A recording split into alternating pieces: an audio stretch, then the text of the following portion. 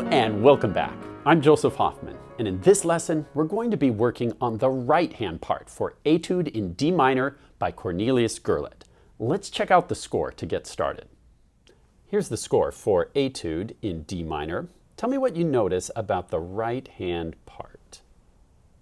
Looks pretty easy, right? We've got a lot of repeating two-note chords. So let's analyze some intervals. What's the interval between these two notes? From D to F is a third. I'm going to write a 3 there. And we stay on that third for a long time, right? Finally changes here. What interval between these two notes? This is the interval of a second. Now, a second is a very interesting interval. We sometimes call seconds steps. But when they're played together at the same time, we would usually call that a second. And when they're played together, we call it a harmonic interval.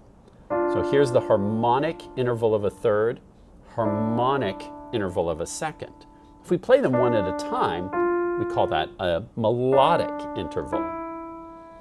Here in the right-hand part, though, we see that we're always doing harmonic intervals. And if you scan this entire page, do you ever see any intervals other than thirds or seconds? Let's look. We've got seconds, it goes back to thirds, thirds, thirds, thirds. What interval here? Here are more seconds, and then thirds again. So all thirds and seconds. Now, what do you notice when you hear a second compared to a third?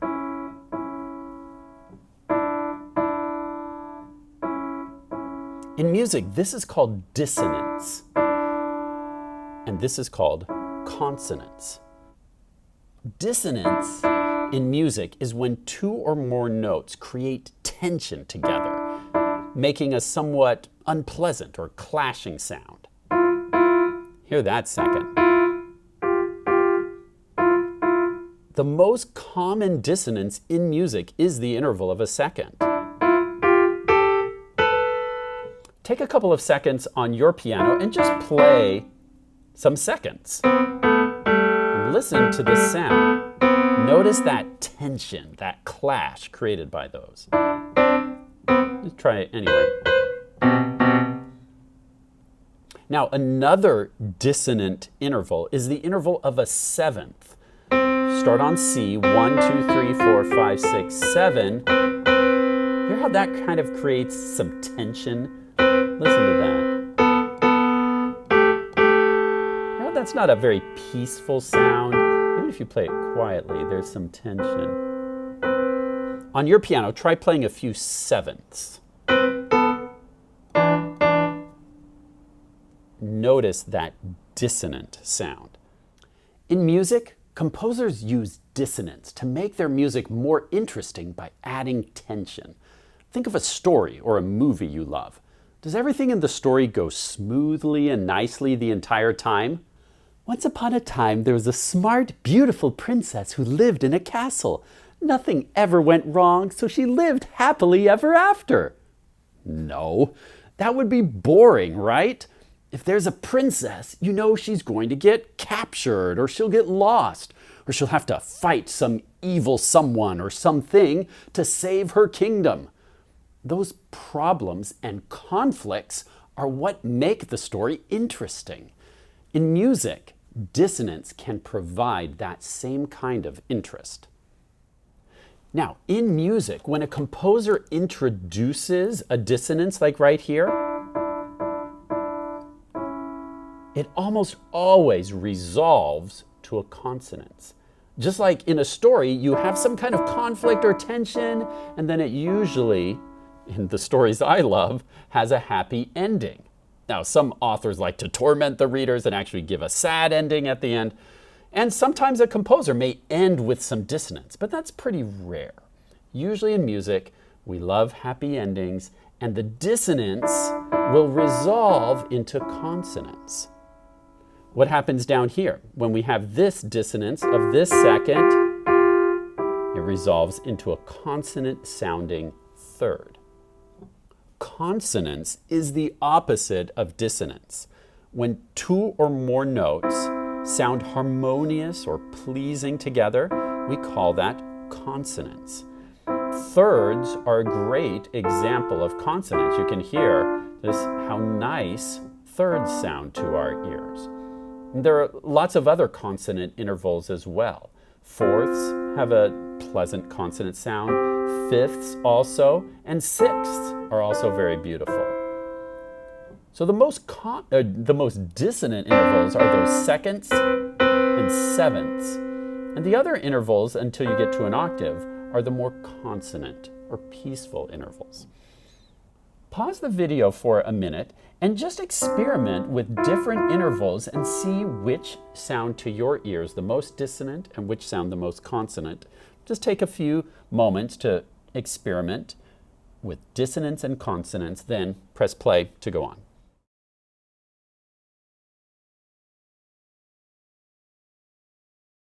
Now, I'd like to challenge you to try and learn the right-hand part on your own. Pay very careful attention to the fingerings.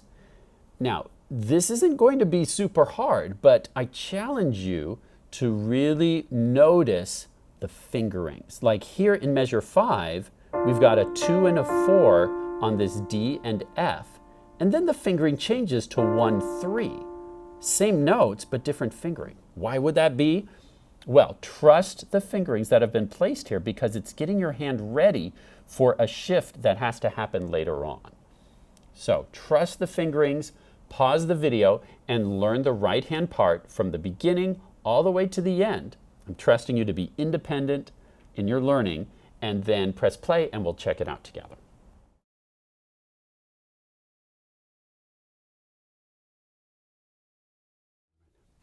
Okay, let's take a look at the right hand part together now. Let's place finger 2 and 4 on D and F. And if you like, you can try playing along with me, or if you'd rather just listen, that's fine too.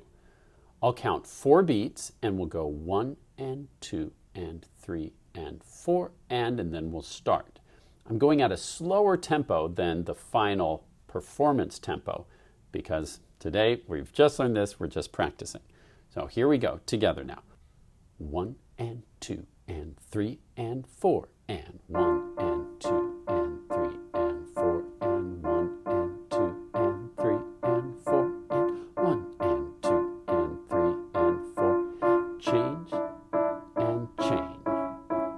1 and 2. Change fingers. 4 and 1. Now we're crescendoing a little bit. 4 and 1 and 2 and 3 and 4 and 1 and 2 and 3 and 4 and 2 and 3 and now we're forte. 1 and 2 and 3 and 4 and 1 and 2 and 3 and piano. 4 and 1 and 2 and 3 and 4 and 1 and 2 and 3 and 4 and 1 and we're starting to crescendo a little bit more.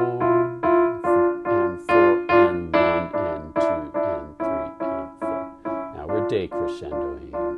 Piano, rallentando, 3 and 4 and 1 and 2 and a beautiful wrist float at the end. A few things to note. When you're coming from this second in measure 4 on beats 1 and 2 to the third with the C sharp and the E, remember to slide your hand forward so your finger 1 can more comfortably reach that black key. Don't twist your hand to reach the black key, glide it forward. Now, I'd like you to pause the video and choose 1 or 2 phrases to try tackling hands together.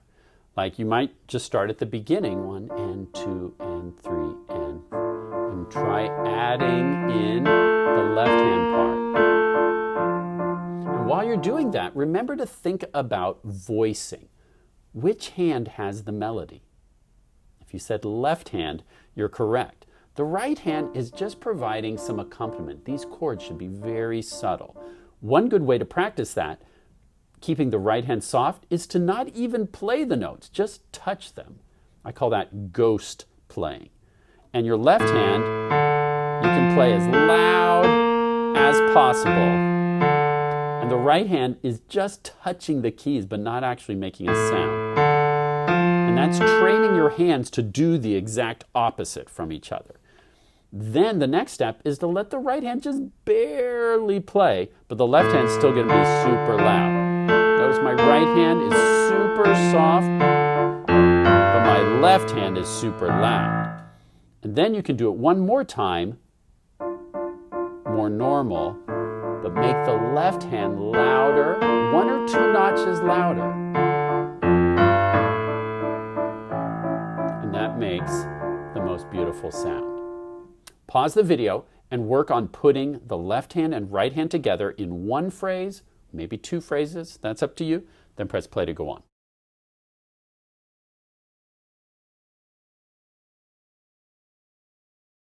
For the next few days in your practicing, continue to work a little bit hands alone, but start trying to put this hands together.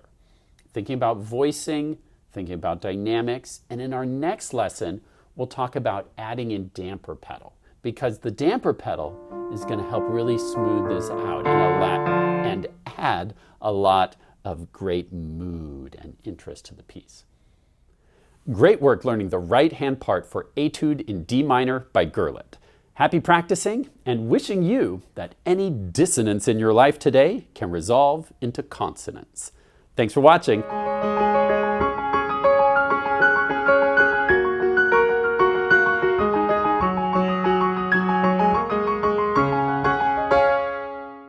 You know, Mr. Hoffman's right about dissonance. In a story, something always has to go wrong. If there's a young main character, you know they're probably going to be an orphan. Or they're going to get lost in a dark forest. Right.